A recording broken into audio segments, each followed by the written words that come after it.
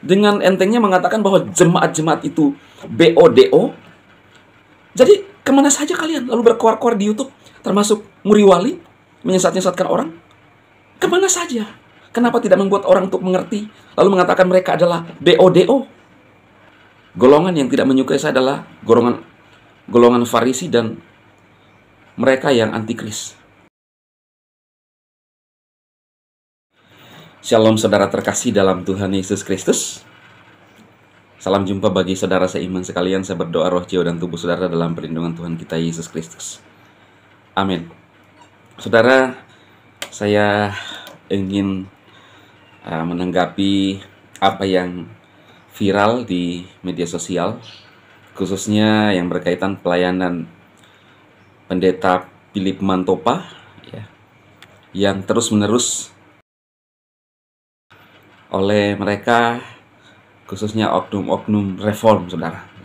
Sepertinya oknum-oknum reform ini yang paling tidak terima pelayanan Pendeta Philip Mantopa di Kupang, ya, baru-baru ini. Termasuk Pendeta Esra Soro juga bersuara, ya. Saya melihat di Facebook diposting oleh sebuah channel, dan dia mengatakan bahwa ajaran Philip Mantopa ini salah, menyesatkan, ya. Sama juga yang disampaikan oleh Pendeta Muriwali, ya. Kenapa mereka sepertinya tidak terima, saudara? Karena Pendeta Philip Mantopa melakukan baptisan massal di sana dan banyak orang yang dibaptis, sehingga membuat mereka jadi geram. Dan Pak Esra Soro mengatakan bahwa Philip Mantopa mengajarkan hal yang salah dengan menyuruh orang untuk dibaptis ulang, ya. Dan kata dia, saudara, ketika orang sudah dibaptis dan dibaptis ulang itu dosa, ya.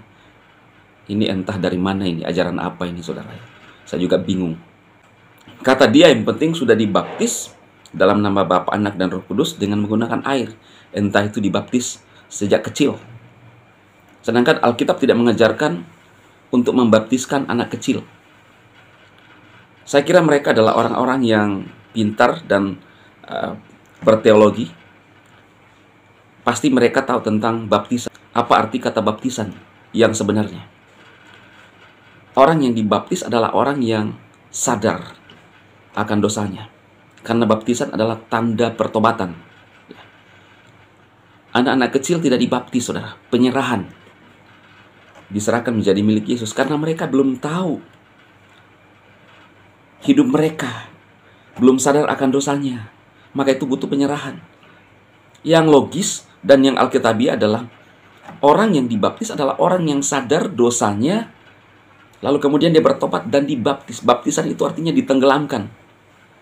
Kata aslinya baptiso, ditenggelamkan, dikuburkan bersama-sama dengan Kristus. Itu kita menyadari, ya. Dan kalau orang dibaptis ulang, kata dia, saudara, itu dosa. Dan menurut saya pribadi, ya, sebenarnya ini agak sensitif, saudara. Tetapi saya juga sebagai seorang karismatik harus menanggapi ini. Karena mereka ini intens, pendeta bahkan hamba-hamba Tuhan karismatik sering menyesat-nyesatkan hamba-hamba Tuhan karismatik. Lalu dia mengatakan bahwa kasihan, selain Philip Mantopa mengajarkan hal yang salah dan sesat, lalu jemaat juga tidak mengerti apa-apa, BODO. Ya kalau BODO selama ini kemana saja kalian dan tidak membuat mengerti firman Tuhan? Itu sebabnya mereka sekarang mengerti firman Tuhan dan sadar mereka harus dibaptis. Karena selama ini tidak mengerti. Itu logisnya, saudara. Dengan entengnya mengatakan bahwa jemaat-jemaat itu BODO.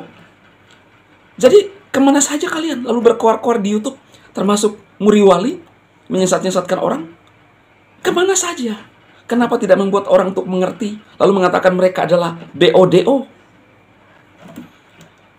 Ini kan model-model Farisi zaman dulu, saudara, ya. Mereka-mereka ini. Dan kita lihat yang intens melakukan ini adalah mereka dari oknum-oknum reform. Karena mengikuti, ya, keteladanan daripada pendeta senior mereka. Sehingga sampai ke bawah, ya. Bahkan ada anak muda itu yang pernah dulu dengan eksplisit menyatakan Pastor Andi Simon hampir masuk penjara, saudara. Dibongkar sendiri kelakuannya oleh Pendeta Budi Asali dari kalangan mereka sendiri. Maka saya bilang mereka adalah seperti model-model Farisi zaman now.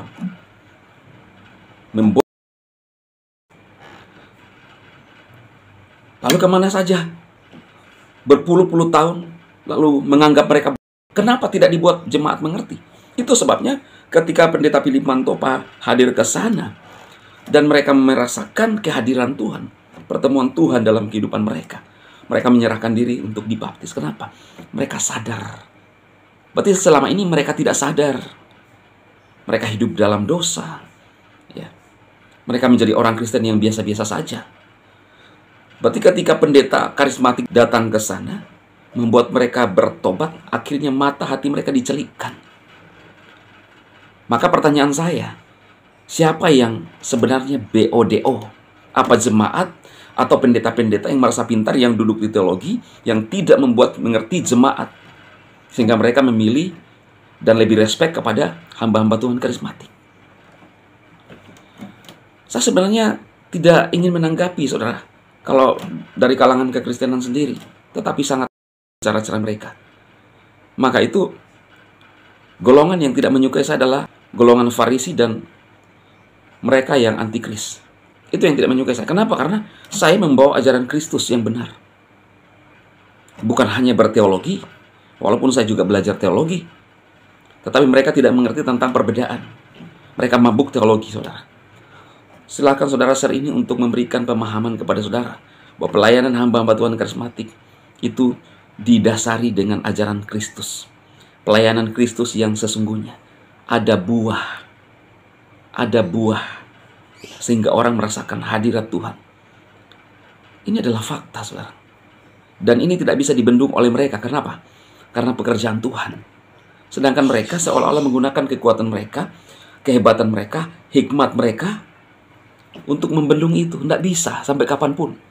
Maka gelombang orang-orang percaya, orang-orang Kristen akan selalu memilih karismatik, karena di dalam ibadah karismatik itu kita merasakan kehadiran Tuhan. Ada tabut Tuhan. Kalau pada zaman Israel, saudara, ada tabut Tuhan untuk umat Israel. Nah, sama. Orang-orang karismatik ada kehadiran Tuhan nyata yang memberikan mereka pengharapan yang nyata dirasakan oleh mereka. Sehingga ketika orang dijamah, ya mereka yang oknum-oknum reform tidak mengerti. Karena mereka saja nggak bisa merasakan kehadiran Tuhan dalam hidup mereka. Kecuali yang mereka bisa lakukan adalah berteologi, menghalangi orang, tetapi mereka sendiri tidak bisa membuat orang lain untuk mengerti firman Tuhan. Maka tidak salah. Gelombang pertobatan menuju karismatik semakin nyata. Di mana-mana, saudara. YHS di mana-mana. Kenapa? Karena kehadiran Tuhan ada di sana. Ya. Biar apa yang saya sampaikan ini menolong saudara membuka mata rohani kita untuk semakin sadar bahwa pelayanan mereka hanya mencoba menghalangi pelayanan yang benar. Silakan saudara share, sehingga lebih banyak orang bertobat dan merasakan buah pelayanan daripada hamba-hamba Tuhan karismatik. Tuhan Yesus memberkati.